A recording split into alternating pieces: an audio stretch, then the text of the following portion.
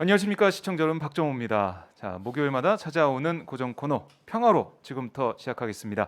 김종대 전 의원 나와 있습니다. 안녕하십니까? 안녕하세요. 네. 자, 정욱식 평화네트워크 대표 나와 있습니다. 안녕하십니까? 네, 안녕하십니까. 네.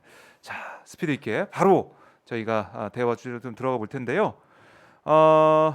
이 뉴스 좀 눈에 띄는 게 있어서 제가 가져와 봤는데, 중국이 우주로 쏘아 올린 그 로켓 잔해 지구 낙하 피해에 대한 우려 목소리가 커지고 있다. 미국이 파편에 대한 추적에 나서면서 또 책임 있는 우주 행동을 거론하면서 중국을 비판하고 있는데, 이 뉴스 좀 어떻게 봐야 됩니까? 이거 좀 네? 정리를 해드려야 되겠는데 원래 이 중국이 창정 5B 로켓을 발사한 때는 지난달 29일입니다. 네. 우주 정거장에 총 12번을 발사해가지고 한 번씩 이렇게 그 모듈을 떨궈 놓으면 그 12개가 조립되면 우주 정거장이 되는 거예요. 예. 이 계획인데 거기에 그 발사한 그 우주 정거장 모듈은 우주 공간에 성공적으로 진입을 했는데 그것을 운반하던 로켓이 지금 하강하고 있다고 지구로요. 그 위험한 거 아닌가요? 그래가지고 예. 이번 주말에 대기권에 진입할 걸로 보는데 예. 그 무게가 한 22톤 돼요. 아하. 그러니까 미 국방부가 이제 이걸 문제 삼고 나선 건데 네. 통제 불능의 22톤짜리 물체가 지구 대기권으로 들어오면 이거 되게 위험하다 이거죠. 그래가지고 아주 자극적으로 발표를 했어요. 스페인의 마드리드나 네. 미국의 뉴욕에 떨어질 수 있다. 그러니까요. 그거 보면서 예, 이거 그런데 대재난이 아닌가. 한마디로 말해가지고 네. 아주 공포의 아마겟돈을 아주 스토리를 제대로 지어냈어요. 아니 지구는 넓어요. 그것이 뉴욕과 마드리드에 떨어질 확률은 아마 100만, 1000만 분의 1 정도 되는데 콕 집어가지고. 네. 근데 이게 지금 어디로 떨어지는지 모르는 거지. 그래 이걸 갖다가 그렇게 그럴지도 모른다. 아니 그런 식으로 따지자면 뭐 저기 백악관이나 펜타곤에도 떨어질지도 모른다. 지구 어디나 다 문제가 되는 거예요. 네. 근데 우려는 됩니다. 일단 아하. 22톤의 물체가 통제불능인 건 이제껏 인간의 어떤 우주 쓰레기 중에서 가장 최대 규모인 것만은 확실해요. 네. 이게 떨어졌을 때는 그 문제가 되는데 네. 그렇다고 해서 이렇게 공포를 조장할 일이냐 하는 것은 그 이전에 더 위험한 일이 많았던 거거든요. 그래요? 예, 예를 들면 1979년에 미국의 스카이랩 우주 정거장이 발사됐는데 네. 그때도 마찬가지로 로켓이 낙하하기 시작해가지고 그 호주의 서쪽의 한 마을을 몽땅 불태워 버렸어요. 그러니까 무섭네요. 그 마을에서 소송을 걸어가지고 미국의 나사에다가 400만 달러 피해금을 청구했거든. 네. 근데 미국이 입 싹 닦어. 이건 우주에서 일어난 일이라 우리 그러니까 재밌는 게 캘리포니아의 라디오 진행자 DJ 저 같은 사람 밤에 이렇게 라디오 진행하잖아요. 예. 이런 일이 있습니까? 그래 이게 미국이 이게 말이 되는 거냐고 아주 비분관계란 방송을 내보내니까 순식간에 기부금이 모여가지고 예. 그 마을에 줘가지고 나사 대신 나사 그래서 대신. 나사를 규탄하는 일이 벌어졌어요. 이게 1979년 일이고 예. 그 다음에 그 제일 무서운 사건은 샬로트 7 소련이 발사한 역시 22톤짜리 로켓인데 네. 이게 1991년 2월 7일에 지구로 떨어져가지고 아르헨티나 한 마을을 또 피해를 준 적이 있고 여기까지는 그렇다 쳐. 네. 그런데 코스모스 954 네. 이 스카이레이더 위성 이거는 미국이 소련이 미국 핵잠수함 감시하려고 발사한 인공위성인데 이게 원자로를 쓴다고. 그래서 무게는 좀 가볍지만 얘가 1977년 9월 18일에 통제불능 상태에 빠져가지고 추락하기 시작하는데 문제는 하늘을 떠다니는 원자로예요. 이게 그래가지고 얘가 대기권에 들어와가지고 몽땅 불타면서 방사능을 뿌리기 시작해가지고 캐나다 정부에다가 캐나다 전역에 방사능을 시원하게 뿌려댔어요. 그래요? 그래가지고 캐나다가 소련에 그 손해배상 청구를 했는데 얼마냐면 600만 달러인데 소련이 보니까 그 정도 방사능에 600만 달러 너무 비싸다. 그래서 반으로 깎어 300만 달러로 이렇게 해가지고 보상을 해준 적이 있어요. 그러니까 허구한 날 발생하는 일이에요. 그렇네. 사례가 있어요. 저는 허구한 날 그래가지고 처음으로 있는 줄 알았어요. 미국도 나쁜 짓을 많이 했어요. 왜 호주의 시골 마을을 불태워 버리냐고. 그 마을을 불태운 사건은 미국밖에 없다고. 그런데 지금 중국이 그 짓을 하고 있다고 난리를 치는 거예요. 옛날 자기들이 한 그 생각은 안 하고 내가 뽑아보니 한 30건데요. 30건. 그래요? 그러니까 예전에 네. 2006년인가 7년도에 예. 그때 미국의 부시 행정부가 이거 우주에 위성이 하나 고장난 위성이 하나 떠돌고 있는데 네. 이게 그대로 지구 대기권 안으로 들어오면은 큰 피해를 야기할 수 있으므로 이걸 요격하겠다. 그래갖고 그 스탠다드 미사일 3, SM3, 그러니까 네. 이지스함에 장착되는 그 요격 미사일인 거죠. 음. 이걸 발사해갖고 고장난 미사일을 갖다 폭파시킨 적이 있어요. 파괴한 적이 위성을? 있었어요. 예. 그러니까 그러니까 그때 중국이 지금 백악관하고 거의 똑같은 입장을 내놓은 거예요. 그래요. 예. 왜 우주를 갖다 쓰레기처럼 만드냐? 그러면 여기 그 고장난 위성이 맞으면 그러면 이게 엄청난 파편이. 잔해가 발생을 해서 그렇죠. 다른 타국의 위성도 위협할 수 있는데 왜 그걸 갖다가 그렇게 발사를 하느냐? 근데 네. 사실 그거는 그 미사일 방아치대 MD 실험이었던 거죠. 예, MD 실험이었고 예. 그리고 또 그 이듬해인가 2010년인가 2021년도에 이번엔 중국이 발사합니다. 중국이 위성 파괴용 미사일을 갖다 발사를 하죠. 예, 그래서 중국 거 오래된 거 이제 더 이상 사용이 불가능한 위성을 또 파괴한 적이 있었어요. 그때도 또 백악관이 똑같은 입장을 내놓은 거예요. 서로 뭐 이렇게 주고받고 돌고 도는 있네. 겁니다. 돌고 도는 예. 겁니다. 이런 양상이 벌어지는 거죠. 그러니까 이게 쓰레기 매립장 분쟁하고 비슷해요. 서울이 인천에 쓰레기 매립을 했다고. 네. 근데 인천에서 못 뺏겠다고 튕겨내버렸다고. 그래가지고 쓰레기 분쟁이 벌어지는 거예요. 그렇죠. 지금 미국과 과거의 소련이 네. 우주를 쓰레기장으로 만들었다고.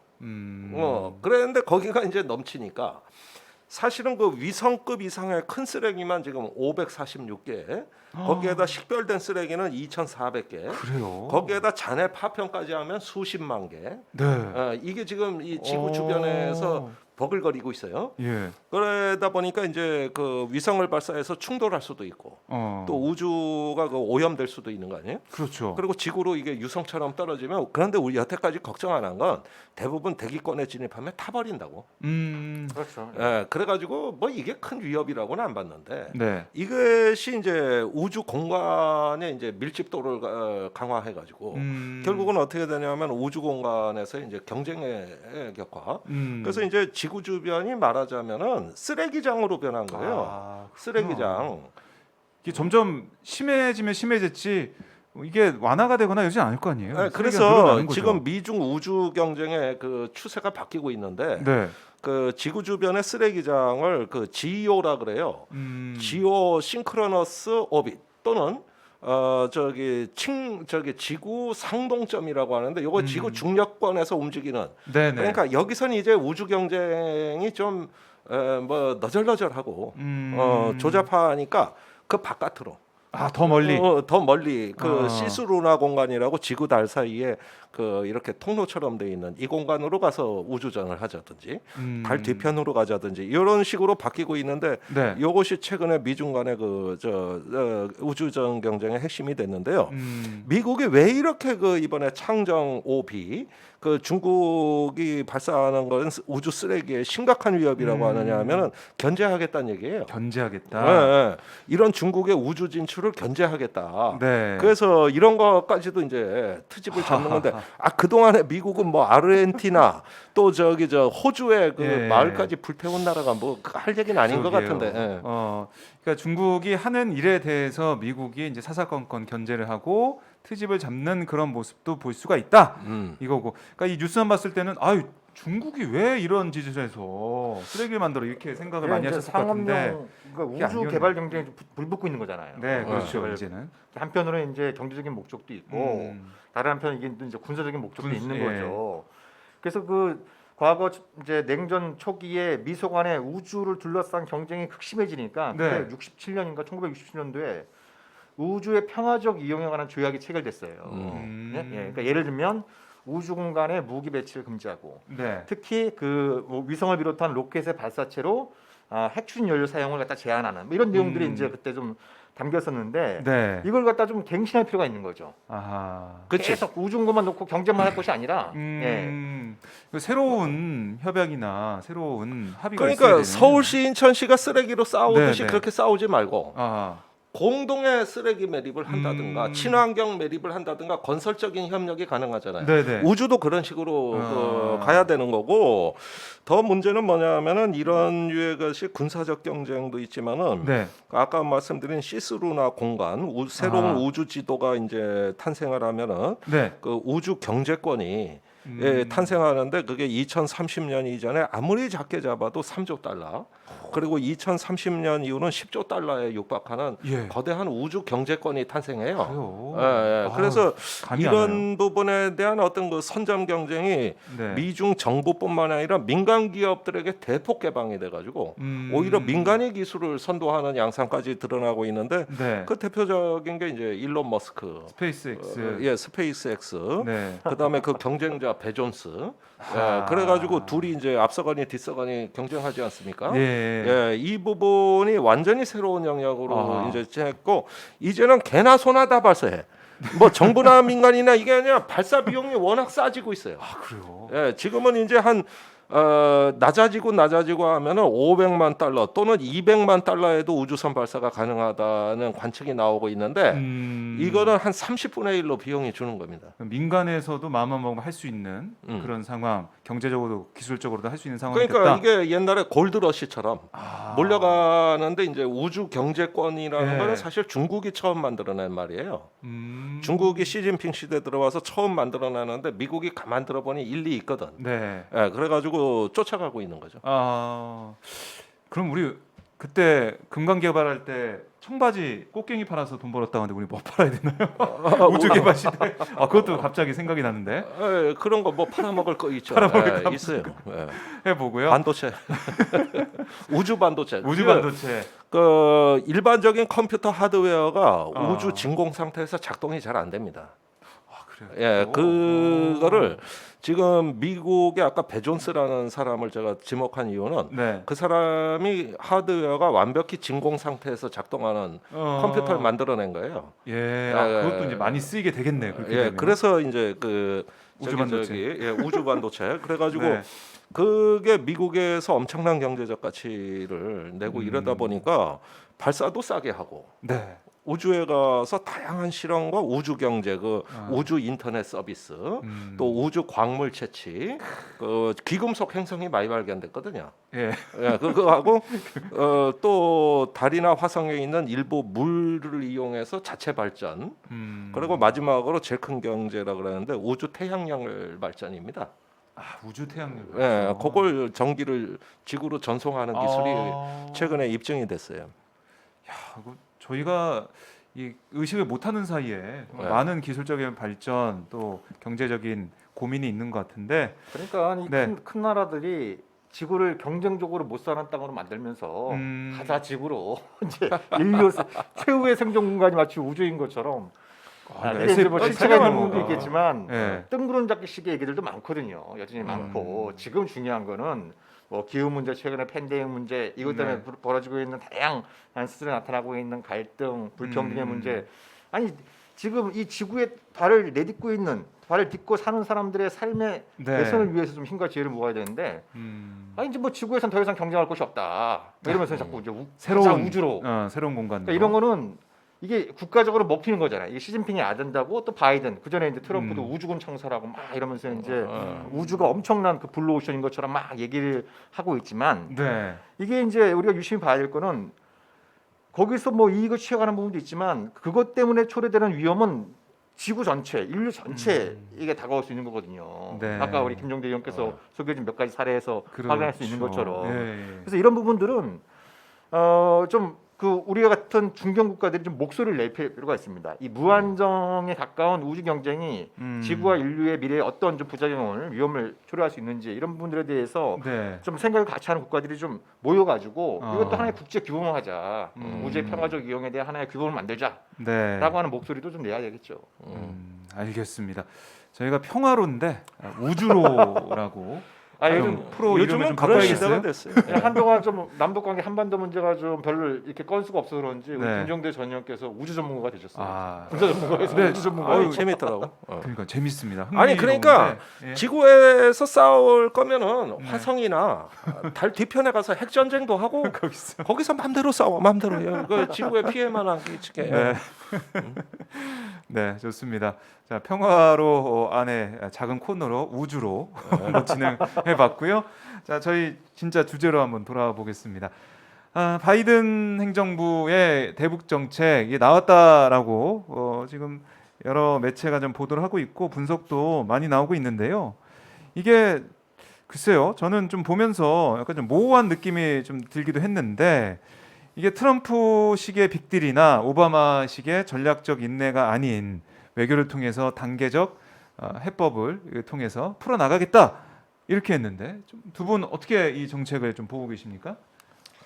글쎄 일단은 지금 나온 거는 알려진 거는 어떤 영화라면 예고편 정도 나온 예고편이다? 거거든요. 예고편 봐도 대부분 스토리는 짐작이 가요. 그렇죠. 그런데 진짜 영화 평론한 저 영화 본편은 봐야 영화 평론을 할 수 평론이 가능하거든요. 그런데 네, 예고편 본 소감. 근데 예고편만 보고도 벌써 북한이 이렇게 그 아주 그 날이선 반응들이 나오고 있는 거 보면 심상치는 않겠다고 보여지는데 네. 물론 좋은 내용이 많을 겁니다만은 그 와중에서도 경제 제재 압박은 계속한다. 그다음에 북한이 또 싫어하는 북한의 인권 문제는 그것도 계속 싫어하는 또 거고. 보편 가치 문제에서 네. 이것도 압박을 한다. 뭐 이런 어떤 바이든 정부의 성향이 또 드러나고 이걸 또 동맹국가 공조해서 하겠다 그러면은 이런 것들이 깔려버리면 네. 뒤에 아무리 좋은 내용이 나와도 일단은 저기 북한하고 어떤 생산적 결과를 과연 거둘 수 있겠는가. 다만 긍정적인 거라면 싱가포르 회담을 존중한다는 거, 맞아요. 그거 제 이런 중요하게 생각했었는데. 부분들이라든가 네. 또 실용적이고 창조적인 접근법을 하겠다. 이런 부분들은 일견 긍정적인 의미는 있어요. 네. 그래서 그런 부분이라도 일단 그 공간을 확대하는 게 중요한 건데 중요한 건 이겁니다. 무슨 어떤 한반도 정책을 우리가 준비하고 미국이 따라오는 형태라면 더 좋은데 과거의 페리 프로세스처럼. 네. 근데 미국이 주도하고 우리가 따라가다 보면 과연 어떤 남북 관계 개선의 공간을 우리가 만들 수 있겠는가. 그런 점에서 이것이 한미 정상회담에서 논의는 된다 그러지만 네. 여전히 우리는 중재자 위치에서 미국의 어드바이저만 하고 결국은 미국이 주도하게 될 때 네. 일단 기존 어떤 틀에서 큰 변화가 있겠느냐, 다시 오바마 시절의 전략적 인내로 되돌아가는 거 아니냐, 뭐 이런 불안감도 좀 뭐 감출 수는 없죠. 그러니까 트럼프 때는 우리가 트럼프 시대에 좀 봤던 정상 두 사람이 만나가지고 손잡고 이런 모습이 인상적이었거든요. 근데 바이든 대통령 시절에는 그런 모습은 좀 보기 힘들지 않을까 생각이 들어서 좀 답답한 느낌도 있어요. 일단 그 구체적인 내용 공개가 안 됐어요. 네, 아직은. 윤곽 정도, 윤곽. 예고편 정도만 네네. 공개했는데 이게 왜 그런 거냐?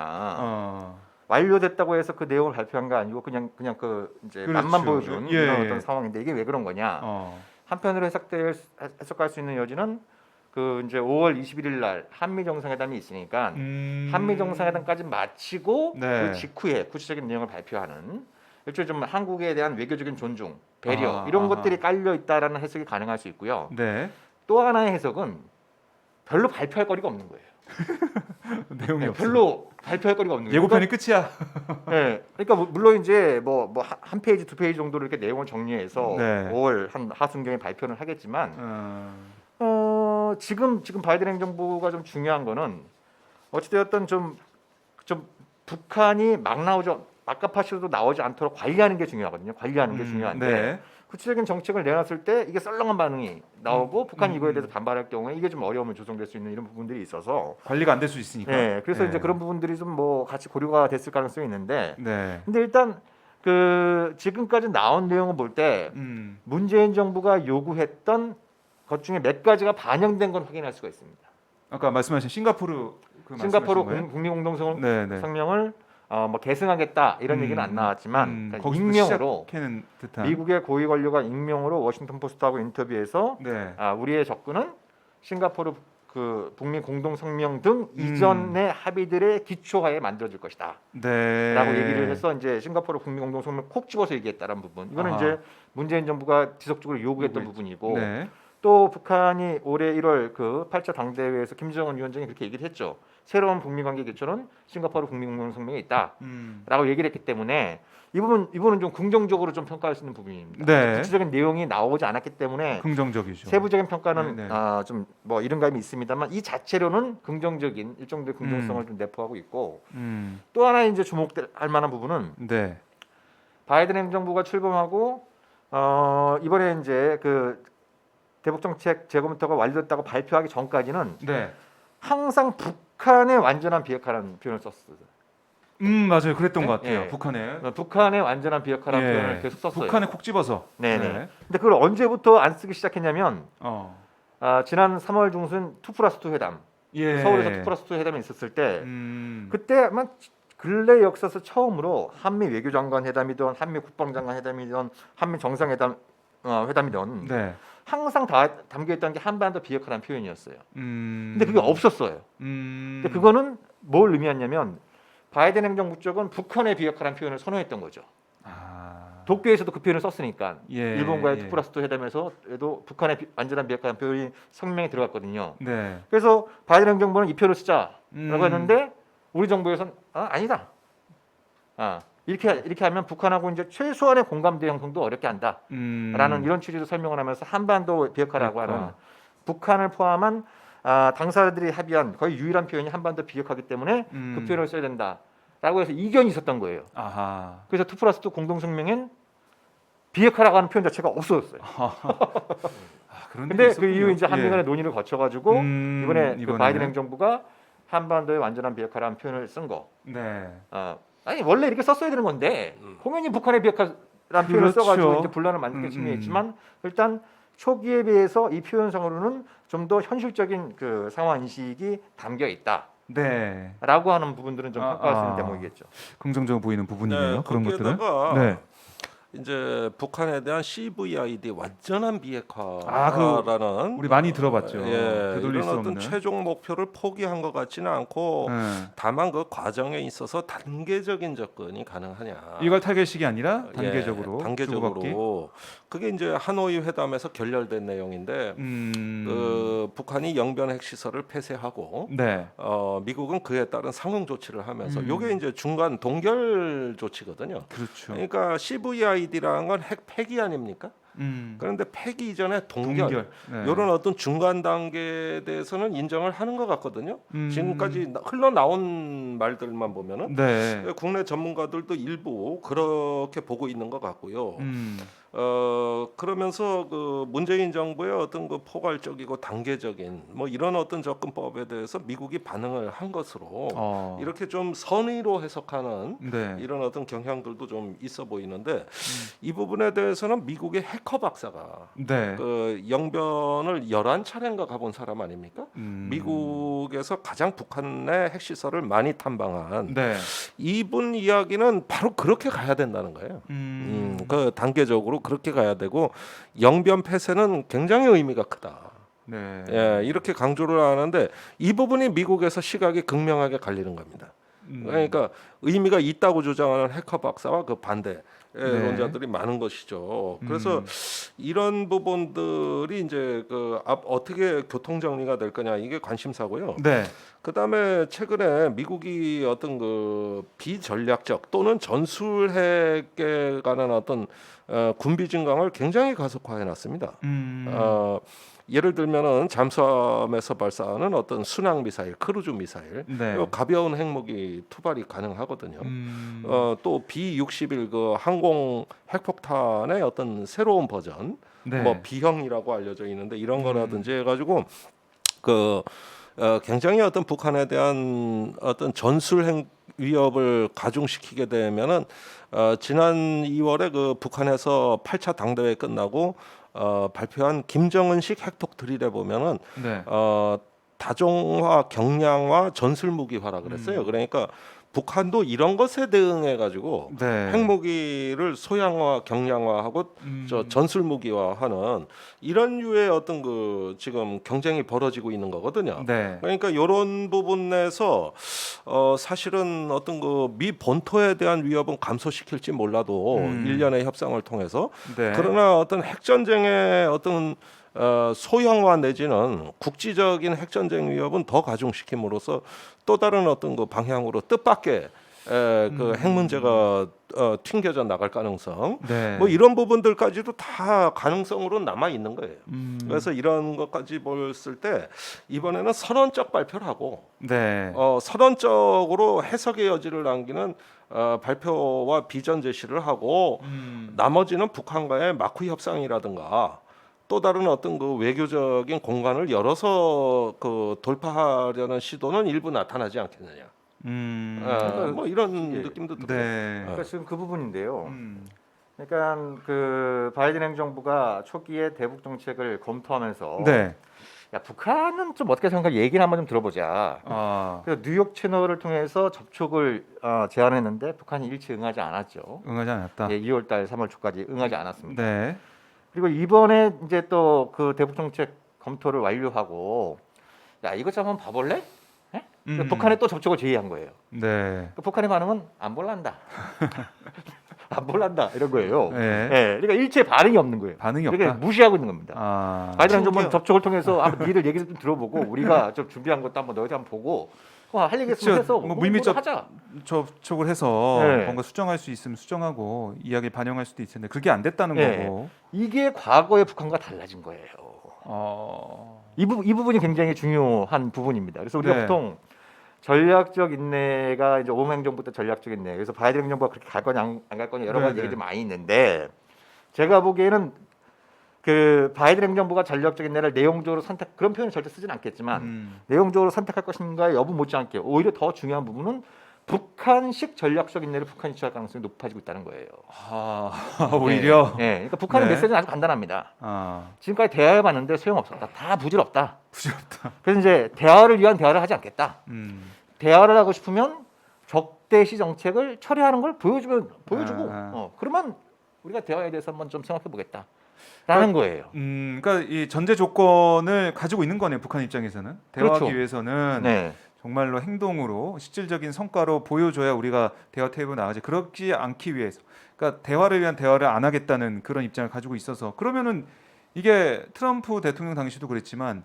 지금 바이든 대통령 이 시대에도 대북 그 북미 관계가 좀 풀리기는 어렵다 이렇게 볼 수밖에 없나요? 그래서 일단 어떨까요? 저는 단기적으로는 비관적이고요. 비관적이요. 중장기적으로는 다시 기회는 온다고 기회는 봅니다. 온다. 그러니까 앞으로 아. 1년 이내에 뭐가 풀리냐? 예. 전 그건 좀 가능성 높지 않다고 봐요. 그런데 그러면 북한이 적대시 정책 철회라는 전제 조건을 내걸고 마냥 외교를 포기하고 그러면 북한이 있을 거냐? 네. 물론 말은 그렇게 합니다. 그러나 오늘날 북한 사정 보십시오. 네. 지금 그 뭐 좀 사실은 우회적 표현이라고는 합니다만은 북한 김정은 위원장이 고난의 행군의 정신을 강조했고 네. 또 지금 북한의 사정을 봤을 때 실제로 어렵거든요. 음. 그러는 와중에서 언제까지나 이렇게 외교 단절, 그다음에 코로나 방역 외치면서 네. 국경 그 잠가버리고 스스로를 셀프 제재하는 네. 이런 상황까지 감내하는 저 이런 건 지속 가능한 어떤 상황이 아니라고 봐요.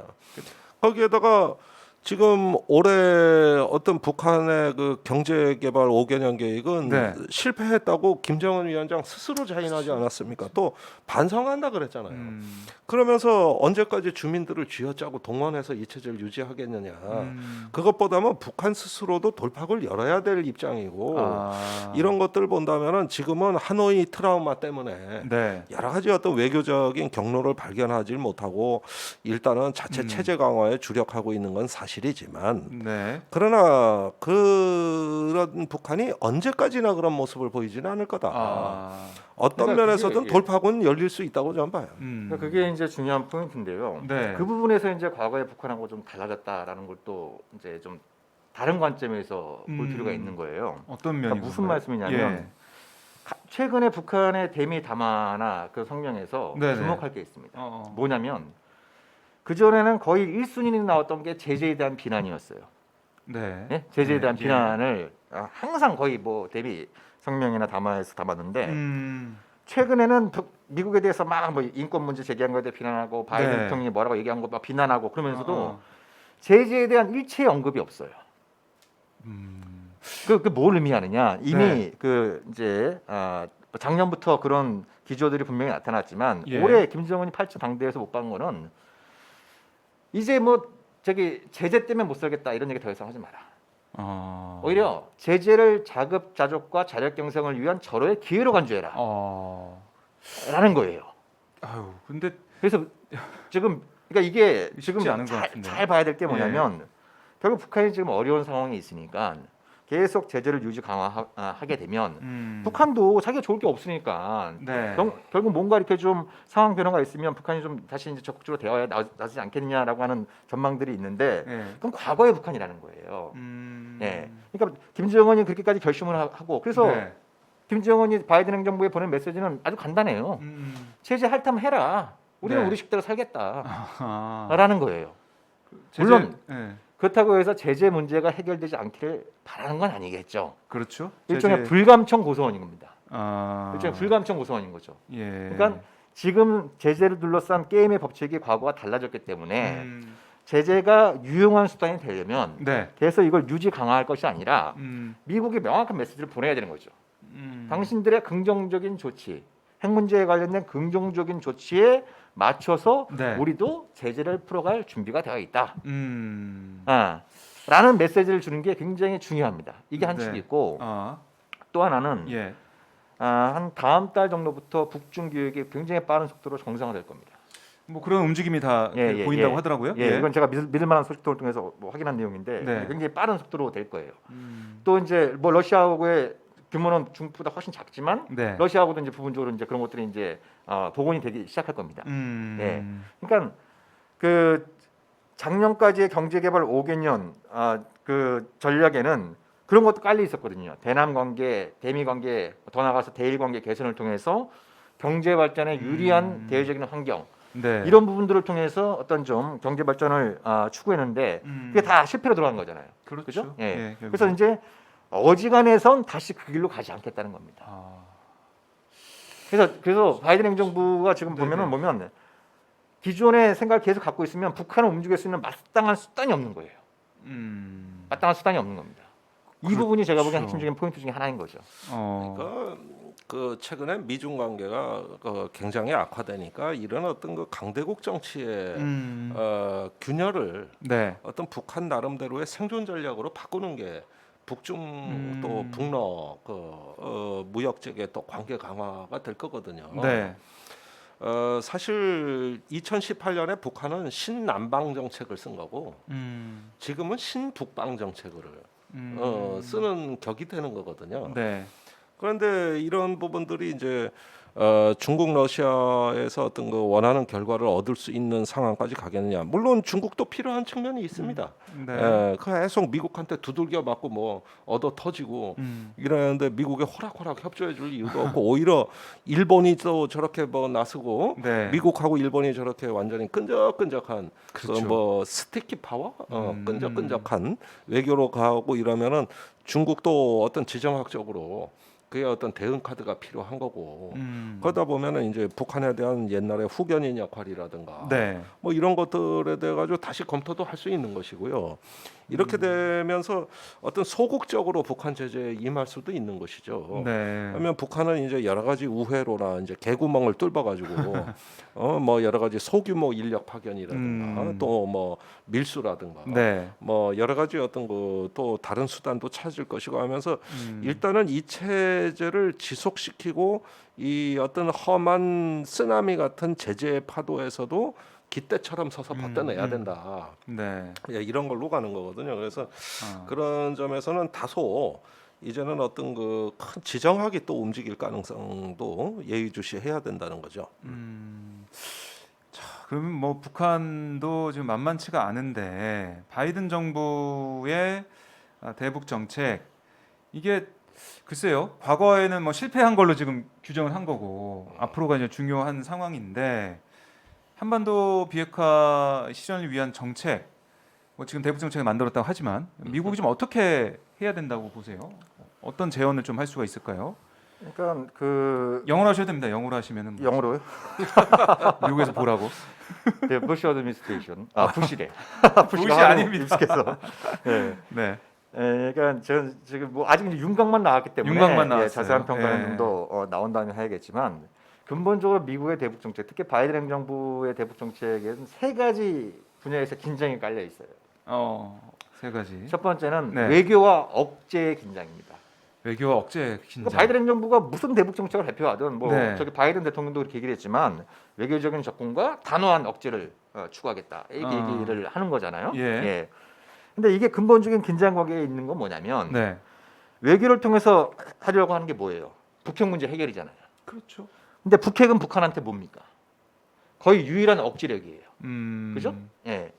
그러면 외교적인 협상을 통해서 북한의 거의 유일한 억제를 군사적인 억제를 포기하게 만들려면 압도적인 군사적인 우위에 있는 미국과 한국, 일본이 네. 적어도 이 더 강력한 지금보다 훨씬 더 강력하고 북한의 입장에서 볼 때 좀 자극적으로 비칠 수 있는 네. 억지력 추진을 좀 자제할 필요가 있습니다. 음. 근데 그렇게 할 수는 있느냐의 문제가 있는 거예요. 그러니까 지금 보면은 아까 스티키 파워라고 하셨는데 미국과 일본이 짝짝꿍이 너무 잘 맞아가지고. 그럼 뭐 적어도 군사 문제 관련해선 네. 문재인 정부도 제가 보기엔 뭐 50% 100%입니다. 아하, 그런 어떤 예. 부분들이 있는 거죠. 그러니까 아하. 이미 대북 억지력은 충분한 거예요. 근데 계속 뭐 북한이 마치 이제 핵을 가지고 뭐 한반도 더 나가서 뭐 세계 평화를 갖다가 완전 유린할 것처럼 막 악마하니까 네. 더더욱더 뭔가 이렇게 좀 뭐 사람들을 안심시키려고 더 강력한 억제력 이런 얘기도 자꾸 나오는데 네. 그거는 외교적 목표를 더더욱더 멀게 만드는 거예요. 아. 그 부분이 하나 있고 예. 두 번째는 그 과정과 결과의 긴장입니다. 이게 무슨 얘기냐면 네. 바이든 행정부가 그래서 뭐 캘리브레이티드 뭐 조종된 보정된 이런 표현들을 많이 쓰는데 네.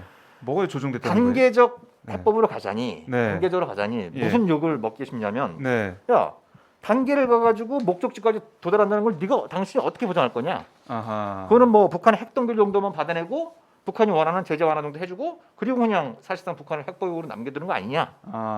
라고 하는 비판을 받기가 굉장히 쉬워요. 네. 이 단계적 접근이라고 하는 단계적 거죠. 접근. 그래서 예. 뭐 페이지드라든지 스텝 바이 스텝 우리 말로 이제 단계적이라고 하는 표현은 바이든 행정부에서는 일체 사용을 안 해요. 예, 그래서 사람들 볼 때 그렇지만 저건 단계적인 취지를 갖고 있다. 그렇죠. 그렇게 라는 보이죠. 거예요. 예. 예. 근데 동시에 단계를 그 절차를 밟아 나가는 데 있어서 바이든 행정부가 캘리브레이트 그러니까 보정된이라고 하는 표현을 쓰는 거는 이 단계를 밟아 나가면 결과 즉 한반도의 완전한 비핵화에 도달할 수 있다라고 하는 결과가 확실해질 때 네. 과정을 밟아갈 수 있다는 의미를 갖고 있는 거예요. 예. 근데 이 둘 사이는 상당히 긴장 관계가 있을 수밖에 없는데 네. 그 뭐 여러 가지 이거 있지만 가장 중요한 것 중에 하나는 도대체 한반도의 완전한 비핵화가 뭐냐는 거예요. 완전 비핵화가. 예. 이 기본적인 정의, 네. 목표에 대한 합의가 존재하진 않아요. 서로 존재하지 생각이 않아요. 다를 수가 네. 있겠네요. 정의 자체가. 그래서 이제 결과로까지 가기 위해서 네. 그걸 분명히 하고 과정을 밟자라고 하는 게 바이든 행정부가 내심 바라는 건데 네. 근데 그러면 그 결과라고 일컬어지는 한반도의 완전한 비핵화에 대해서 최소한 좀 기본적인 정의와 목표 이런 것들이 좀 합의가 필요한데 네. 그거는 굉장히 지난한 협상을 요하는데 아까 말씀드린 것처럼 북한은 접촉에 등하지 않고 있어요. 이 부분이 있고 더 가장 본질적으로는 대북 정책과 대중 정책 사이의 긴장입니다. 예. 그러니까 한반도의 완전한 비핵화를 한다고 하는 건 추구한다고 하는 건 네. 비핵화만 이룰 수 있는 건 불가능하거든요. 그렇잖아요. 여기서 네. 필요한 게 뭡니까? 뭐 제재 문제는 아까 말씀드렸고 그다음에 정전 체제를 평화 체제로 전환하는 문제가 있잖아요. 네. 그죠? 북미 간에 수비하는 문제가 있는 거예요. 그다음에 한반도에서 군비 통제, 군축이 또 필요한 거예요. 네. 그죠? 예. 이것이 의미하는 부분은 주한미군을 포함한 한미 동맹의 변화가 불가피해진다는 거예요.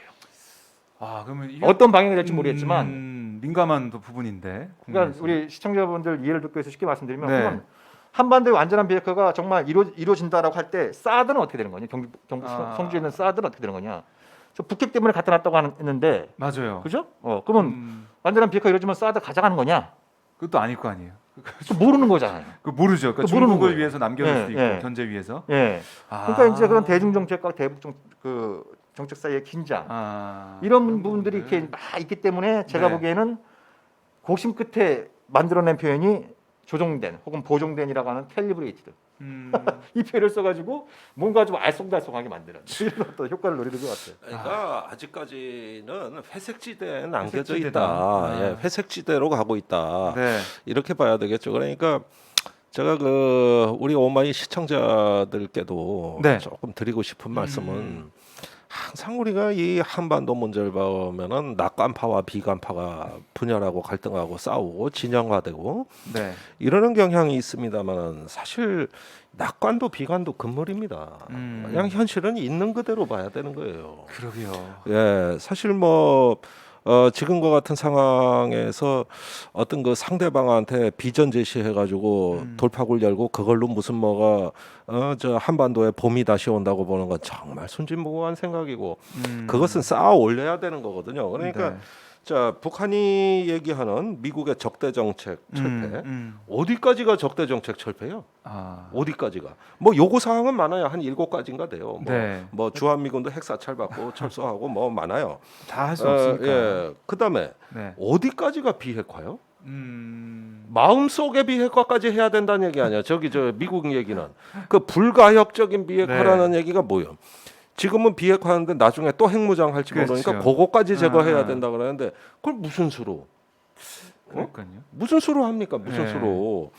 그러니까 상대방이 받아들일 수 없는 전제 조건을 내놓고 그것도 아주 관념적이고 추상적인 그러게요. 전제 조건을 내놓고 네. 구체적인 문제를 풀자고 하는 요 한반도 방정식은 원래 풀 수 없는 해가 존재하지 않는 방정식이란 말이야.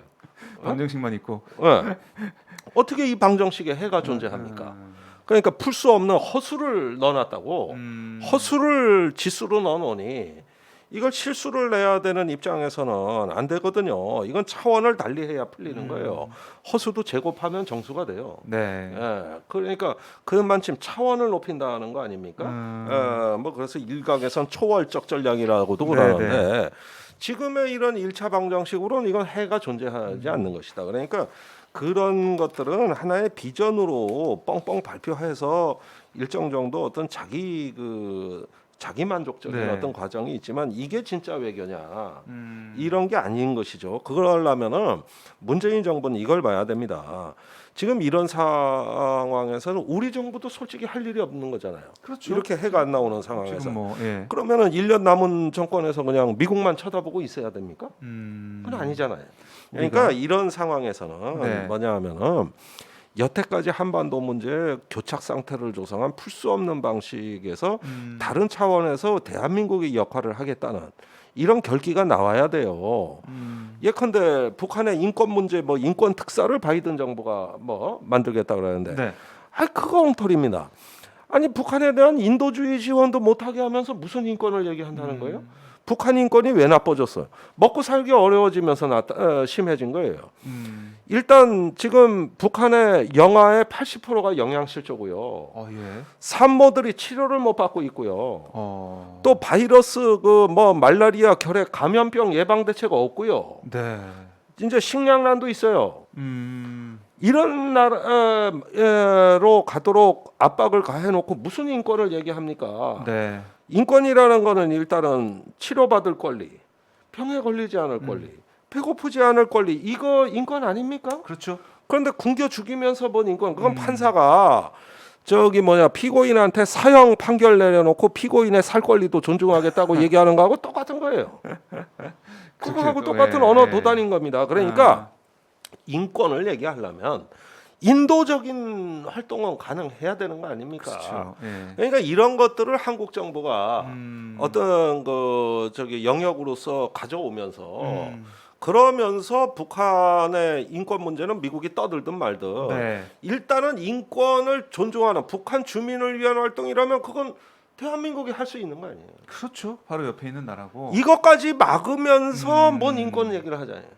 그러니까 이런 점에서 앞뒤가 안 맞는 미국의 정책이 있는 거거든요, 지금. 네. 그러니까 그런 것들의 어떤 허수에 불과한 해를 이야기하느니 그 허수에 해당하는 영역을 대한민국이 주도할 수 있는 네. 이런 정도의 어떤 공간은 필요한 겁니다. 그걸로써 이제 하나씩 문제를 좀 풀어갈 수 있는 네. 이런 걸 해야지. 아니 그래 결국 인권 얘기해가지고 그래 쟁점이 대북 전단 B랍니까 그래. 이런 문제 갖고 북한의 알 권리 뭐 하나 보장하냐 마냐 이게 인권 문제라고 표현의 자유 문제라고 해. 결국 이런 너절너절한 의제로 빠져버릴 게 인권 문제라면은 네. 그거 뭐 풀자는 거요 안 풀자는 거요. 이게 문제예요 이게. 좀 말씀을 쭉 나눠보고 있는데 좀 답답한 느낌이 들어요. 여전히. 이건 답답하시면 감수해야 돼요. 네, 답답한데 답답한데. 감수해야 되는 거고. 그러면은 이 언론이나 전문가들이 얘기하는 게 5월 21일 예정돼 있는 한미 정상회담에서 이제 또다시 문재인 대통령의 조정자, 촉진자 역할을 좀 기대해 볼 수가 있다. 우리 역할이 중요해졌다. 이런 전망을 하고 그 얘기 있던데. 뭐 3년 전부터 한 얘기지 뭐. 5월 21일 그것만 네. 해서 뭐 그게 아니라 제가 얼마나 이 방송에서도 입 아프게 얘기했는데 뭐 작년 재작년 그러니까 이게 뭐냐면 예. 사실 북미 관계 못지않게 오히려 더 남북 관계가 안 좋은 면도 있어요 지금. 지금 오히려 그러니까 남북 관계가 좀 원만하게 좀 정리가 네, 네. 되면서 북미 간의 대화가 안 되고 서로 으르렁거리고 예. 이러면 이제 우리 정부가 좀 더 뭐 북미 관계를 중지할 수 있는 이런 조건이 만들어질 수 있겠지만 네네. 지금은 남북 관계 자체가 굉장히 좀 안 좋은 상황에 있어요. 네. 그래서 그런 과거의 잣대를 가지고 문재인 정부의 역할을 뭐 기대하고 이런 것보다는 방금 전에 김종대 전 의원도 말씀을 하셨지만 네. 당장의 어떤 정책적인 결과를 만들려고 하는 것도 필요하겠지만 이게 근데 쉽게 뜻하게 바뀌지 않는 부분이 있잖아요. 그렇죠. 그렇다고 한다면 몇 가지 포인트와 관련해서 네. 좀 그걸 좀 잘 좀 정리해서 음. 바이든 대통령을 비롯한 바이든 정부의 고위 관료가 그들과 한번 좀 논쟁도 좀 벌여보고 그들로 한번 알고 왜 지금까지 접근이 통하지 않았는지 근본적으로 이렇게 좀 성찰하고 뭔가 개선을 도모할 수 있는 네. 토킹 포인트 몇 가지를 잡고 가는 게 굉장히 중요하다라는 겁니다. 네, 방금 전에 토론을 말씀드렸던 하면서 그렇죠. 인권 문제도 북한 네. 인권 문제도 뭐 있고 네. 아까 말씀드렸던 이제 제재 관련된 부분도 있는 거예요. 그러니까 음. 같은 말이라도 북한이 비핵화할 때까지 제재를 계속 유지 강화하겠다라는 네. 얘기하고 북한이 긍정적인 조치에 맞게 제재를 풀어가겠다, 풀어갈 준비가 되어 있다. 사실 내용적으로는 큰 차이가 없을 수 있어요. 오다르고 아다른. 북한이 긍정적인 조치를 취하지 않으면 제재는 계속 유지되는 거니까 네, 그렇잖아요. 예, 그렇죠. 좀 아다르고 어다른 겁니다. 그렇잖아요. 그래서 이런 합법 하나하나 바꾸는 것도 굉장히 중요하고 예. 지금 당장 중요한 게 뭐냐면 대북 정책 그 검토를 완료했다고 발표했는데 네. 뭔가 하나 좀 빠져 있어요. 뭐가 빠졌나요? 뭐가 빠졌냐면 네. 대북 정책 특별 대표가 아직 임명이 안 되고 있어요. 비건. 네, 스티븐 비건이 그 지난번 했었잖아요. 트럼프 정부 때 특히 이제 부장관까지 국무부장관, 국무부 이인자가 맞아요. 대북 정책 특별 대표로 겸직을 하면서 네. 적어도 트럼프 행정부가 대북 정책을 굉장히 중시하고 있다. 그렇죠. 우선순위에 두고 있다. 그런 느낌 받았어요. 라는 이런 어떤 부분들이 있었잖아요. 네. 근데 지금 취임 100여일이 지나도록 안 하고 있고 그리고 어제자 또 워싱턴 포스트를 보니까 아직 계획도 없답니다. 뭐예요? 너무 뒤로 이제 계획이 밀려나는 없다는 거예요. 거니까. 대신 다른 계획이 있어요. 어떤 계획이 있어요? 북한 인권 특사를 조만간 임명하겠다라고 그럼 하는. 북한이 안 좋아하는 거잖아요. 인권 얘기하는. 그렇죠. 그러니까 이 부분이 중요한 거예요. 아니 지금 그 북한이 계속 대화의 문을 닫아두고 있는 상황에서 네. 대북 정책 특별 대표, 대북 정책을 전담하는 특별 대표는 임명을 계속 뒤로 미루고 있고 북한 인권 특사 얼마 전에 북한이 또 미국 국무부에서 북한 인권 문제에 거론한 거에 대해서 강경하게 또 비난을 했잖아요. 그렇죠. 이 상황에서 인권 특사를 임명하면 더더욱 대화의 가능성은 이제 더더욱 또 줄어드는 게 되겠죠. 네. 그래서 이런 얘기를 하는 겁니다. 지금 중요한 게 북한 인권 특사를 지명을 해서 북미 간의 대화 재개, 한반도 문제를 둘러싼 대화 재개에 또 이걸 뭐 이렇게 분위기가 역행하는 걸 해야 되느냐. 이게 도대체 어떤 실효적인 의미가 있는 거냐. 그 토론회 당신들이 강조하는 도대체 어떤 실용적인 의미가 있는 거냐. 무슨 네. 실용성이 있는 거냐.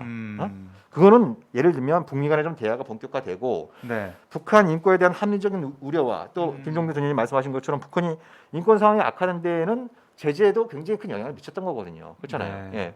그러면 북한 인권의 개선이라고 하는 실효적인 맥락에서 볼 때 제재 문제를 또 어떻게 풀어갈 것인가 이런 것들에 대한 최소한의 공감대를 만들면서 그러면서 이제 북한 인권 특사를 좀 지명을 하든지 해라라고 그러게요. 하는 게 이제 좀 선행될 필요가 있는 거죠. 이런 부분들까지 예, 이제 예. 과연 한미 간에 폭넓게 논의가 됐느냐. 예, 저는 조금 아직도 좀 성숙한 단계로 나간 것 같지는 않거든요. 네. 근데 중요한 건 우리 의지예요. 우리 의지. 예, 우리 의지가 중요한 네. 겁니다. 제가 뭐 이 방송에서도 여러 번 말씀드렸고, 아이고 이제 입이 아파서 얘기 못 하겠는데 그 평화의 길이라는 것은 네. 어떤 자기 희생의 길이고 또 더 나가서 어떤 그 현재가 아니라 미래의 관점에서 초월해서 가는 네. 그런 영역이라는 걸 제가 여러 차례 얘기를 했는데 아, 그 이 지금 한반도 문제는 말입니다. 이 답답하다고만 자꾸 말씀하실 게 아니라 나름대로 우리가 예. 지금 이뤄놓은 성과에 대해서도 지금 아셔야 돼요. 음, 지금 군사적 긴장 없어요. 그렇죠. 예, 작년인가 그 왜 김여정 나서가지고 개성공단 연락소, 남북 연락소 폭파시켜 버리고 별하별 위협을 다 했는데 실행에 안 옮겼단 말입니다. 그다음에 북한이 아직 전략 미사일 안 쏘고 있어요. 네. 한미 군사 연습 대규모로 실병 기동하는 훈련, 뭐 항공모함, 핵잠수함, 전략 폭격기 안 왔어요. 그러니까 불안하지만은 암묵적인 모라토리엄. 저기 그 싱가포르 회담 이후에 서로 극단적으로 판을 깨는 상대방한테 도발적인 어떤 그 상황들은 안 나오고 있고 네. 가장 중요한 거는 저 2018년 9월 19일 평양에서 남북 간에 합의된 9.19 군사 합의서는 이건 살아 있다는 겁니다.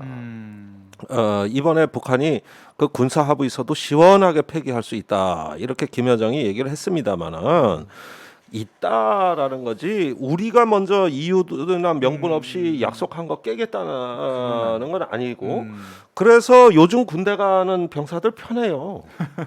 비상 안 걸린단 말이에요. 네. 그래서 한 지난 문재인 정부 때 입대한 병사들 군대 생활 편하게 하다 왔어요. 과거 이명박 박근혜 때 맨날 비상 걸리고 그때는 스트레스 너무 심해지니까 긴장이 윤일병 사건 터져, 임병장 사건 터져. 네. 그게 다 그 긴장된 어떤 그 상황에서 그렇죠.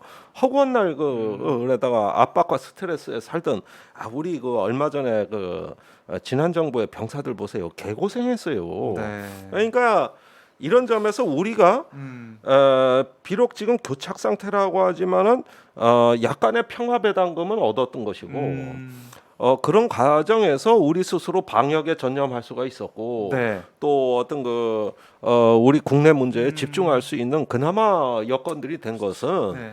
2018년에 만든 평화의 자산 때문인 겁니다. 이게 지금 다 뭐 나빠졌다, 답답하다, 교착 상태다 이런 부정적 평가만 하지만은 사실은 누리고 있는 게 엄연히 존재하잖아요. 네. 그래서 그 이런 부분. 것들을 봤을 때 이 네. 평화를 길게 보고 가는 언젠가 이 장기적인 안목에서 우리가 한반도 주변 정세를 주도할 수 있는 날이 네. 올 수 있는 것이고 우리는 지금 비록 어렵고 인내심이 필요하더라도 길게 보고 준비하는 자세 네. 그리고 이 자산을 쌓아 올린다는 거 이런 어떤 관점으로 가야 되는 거 아니냐. 네.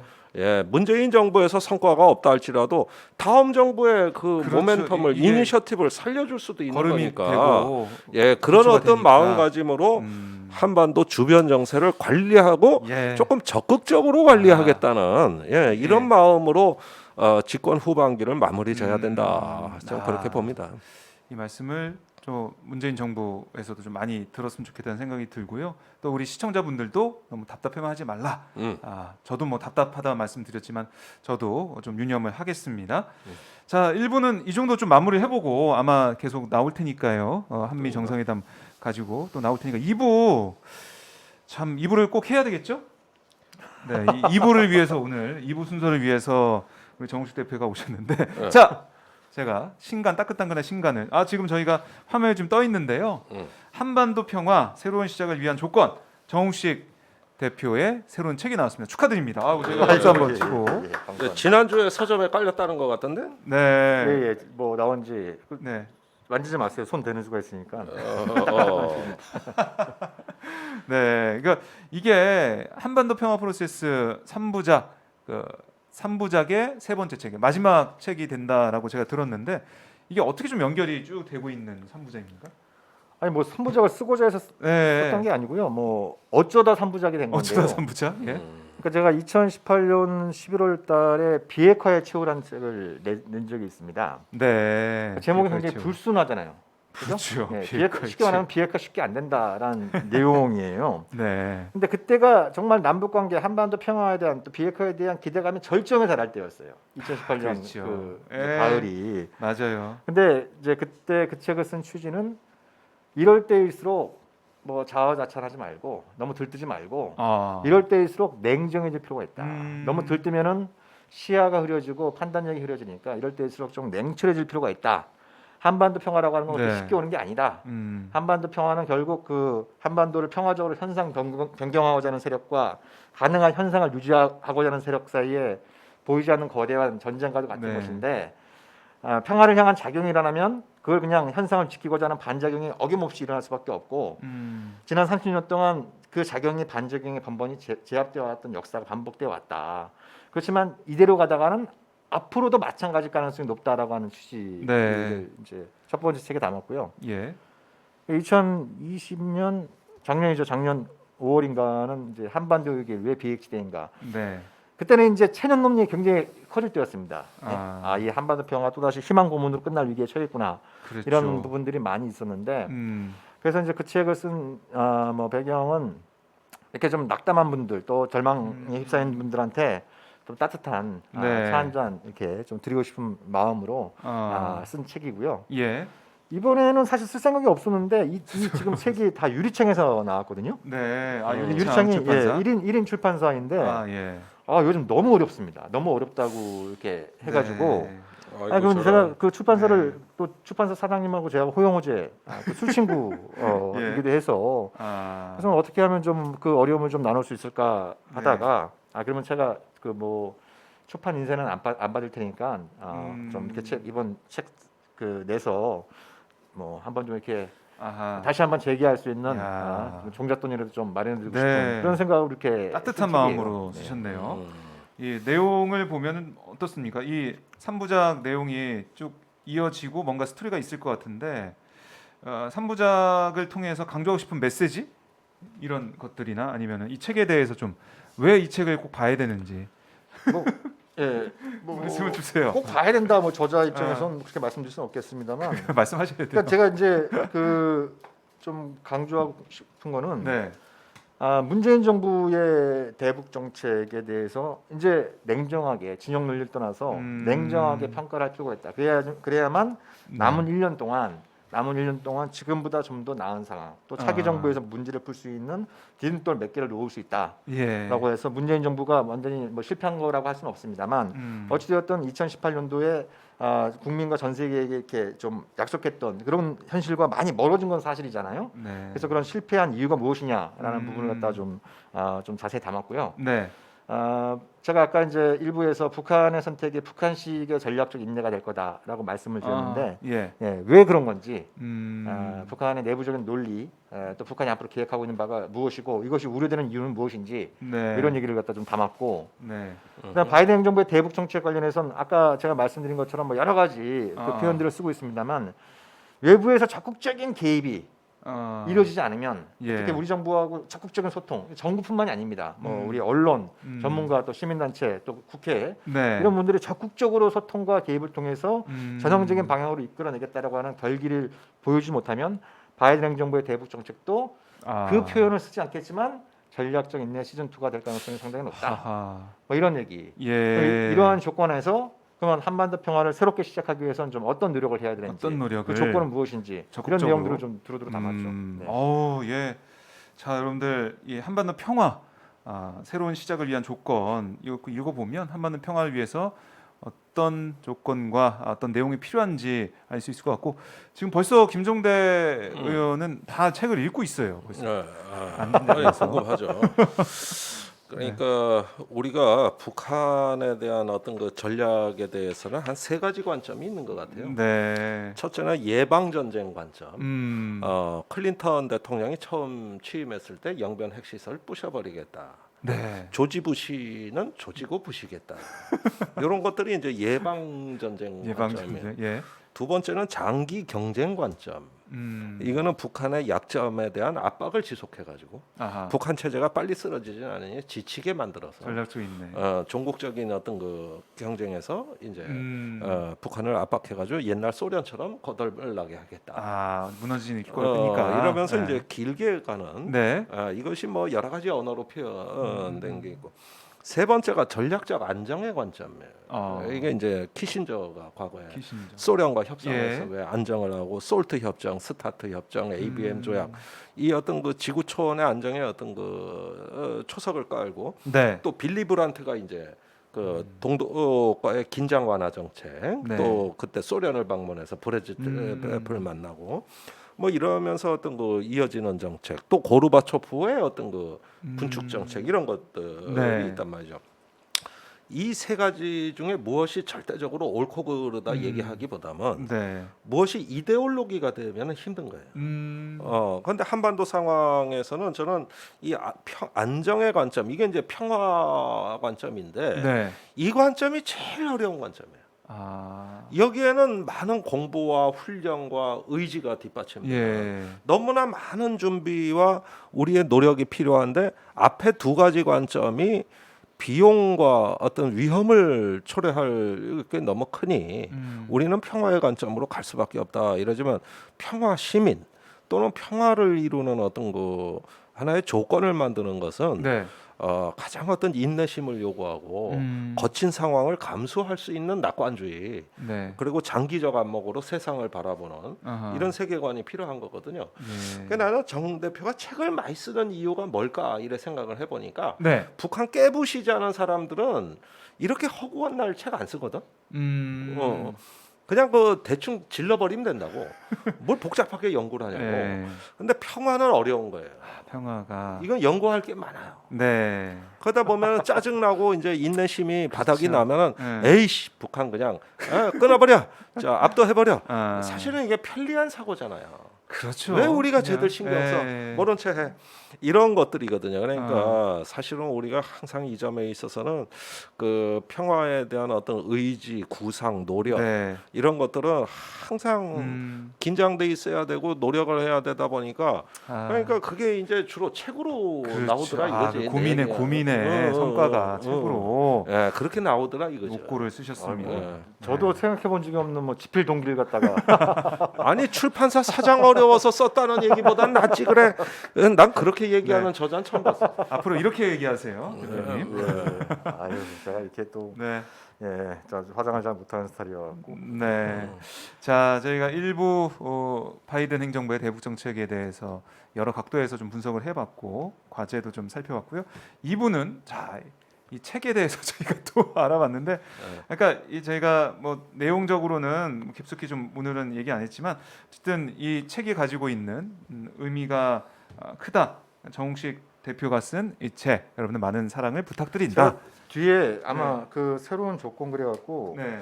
8개인가를 9개를 썼네요. 예. 그러니까 뭐 그 제목만 좀 소개를 해드리면 네, 네. 제목만 한번 말씀 좀 해주시죠. 목적지를 정해놓고 출발하자. 두 번째가 한반도 비핵지대화는 어떤가. 네. 목적지를 두고 하는 얘기죠. 목적지. 그리고 비핵지대에 기초했을 때 신평화 로드맵을 어떻게 작성할 수 있느냐. 네. 그다음에 대북 제재. 아까 제가 불감청 고소원이라는 표현을 썼는데 북한 얘기하는 것이 이걸 또 어떻게 접근할 것이냐. 그다음에 북한 인권 문제와 제재 문제. 그다음에 한미 연합 훈련 관련해서도 뭐 한다 안 한다 이런 관점을 좀 벗어나서 네. 이걸 갖다가 좀 규모를 횟수와 규모를 줄이는 방식도 얼마든지 가능하다. 그다음에 이제 제가 강조하고 싶은 것 중에 하나가 이제 우리 사회가 대북 억제력의 적정성에 대한 논의가 좀 필요할 것 같아요. 이건 돈도 엄청나게 많이 들어가고 남북 관계 전반 이게 또 이제 이게 징병제냐 모병제냐 이런 거 다 연결되어 있는 부분이어서 이런 것들도 좀 우리가 좀 얘기해 볼 필요가 있고 자, 끝으로 얘기했던 부분은 미중 경쟁을 좀 알리바이로 삼지 말자. 이게 무슨 말씀이냐면 아니 뭐 좀 뭐 남북 관계나 한반도 문제가 잘 안 풀리고 있잖아요. 예, 안 풀리는 이유를 이제 미중 관계 요즘 이제 미중 간의 전략 경쟁이 워낙 치열해지니까 네. 이걸 미중 관계 탓으로 돌리는 이런 부분들이 있는데 저 역시 미중 관계가 그 한반도 문제 굉장히 중대한 변수라는 건 잘 알죠. 구조적 제약이라는 건 잘 아는데 근데 그렇지만 이 문제가 풀리지 않는 요를 갖다 미중 관계로 자꾸 환원하게 되면 부시간에 미중 관계가 풀려야 한반도 문제가 풀린다. 근데 미중 관계가 풀릴지도 모를 뿐만 아니라 도대체 그걸 풀게 하는데 우리가 무슨 역할을 할 수 있는 거냐. 그렇죠. 그렇잖아요. 예. 그래서 좀 뭐 좀 어렵더라도 네. 자꾸 외부 탓, 남 탓하고 이런 부분들에 대한 어떤 좀 좀 성찰적인 차원에서 네. 제가 이런 표현도 좀 담아본 것이죠. 알겠습니다. 자세한 내용은 책을 직접 사셔서 보시면 되겠습니다. 자, 오늘 평화로도 이렇게 알차게 마무리 좀 해보겠고요. 댓글 한번 소개해드리겠습니다. 대리사님께서 김종대 전 의원님 한동안 얼굴 보기 힘들었는데 요즘 여기서 뵈네요. 마스크 쓰다 보니 얼굴 알아보기도 어렵고 목소리 듣고 알았습니다. 김종대 전 의원님 정말 좋아해요. 자주 나와주세요. 감사합니다. 매주 나오시잖아요. 감사합니다. 네, 매주 나오시는데 이런 따뜻한 훈훈한 댓글로 오늘 순서는 마무리해 보도록 하겠습니다. 두 분 말씀 너무나 잘 들었고요. 네, 좀 댓글에 감동 받으신 것 같아요. 가슴이 뭉클해지네. 네, 다음 주에 다시 밝은 모습으로 뵙도록 하겠습니다. 말씀 잘 들었습니다. 네, 고맙습니다. 네, 고맙습니다.